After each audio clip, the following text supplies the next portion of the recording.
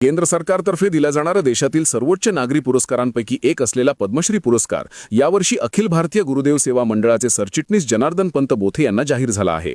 या घोषणेमुळे संपूर्ण विदर्भासह अमरावती जिल्ह्याच्या शिरपेचात मानाचा तुरा रोवला गेला असून राष्ट्रसंत तुकडोजी महाराजांच्या विचारांचा आणि कार्याचा हा मोठा गौरव मानला जात आहे। विदर्भातील थोर संत आणि समाज सुधारक राष्ट्रसंत तुकडोजी महाराज यांच्यासोबत जनार्दन पंत बोथे यांना दीर्घकाळ सहवासात राहण्याचे भाग्य लाभले। महाराजांच्या विचारांनी प्रेरित होऊन त्यांनी आपले संपूर्ण आयुष्य गुरुदेव सेवा मंडळाच्या कार्यासाठी समर्पित केले आहे।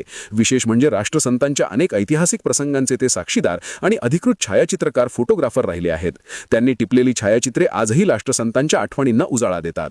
पुरस्काराची घोषणा झाल्यानंतर आपली प्रतिक्रिया देताना जनार्दन पंत बोथे भावुक झाले। ते म्हणाले की हा पुरस्कार म्हणजे माझ्या एकट्याचा सन्मान नसून राष्ट्रसंत तुकडोजी महाराजांच्या महान कार्याचा हा गौरव आहे। हा पुरस्कार मी राष्ट्रसंतांच्या चरणी अर्पण करतो। तुकडोजी महाराजांना मानणाऱ्या आणि त्यांच्या विचारांवर चालणाऱ्या देशभरातील तमाम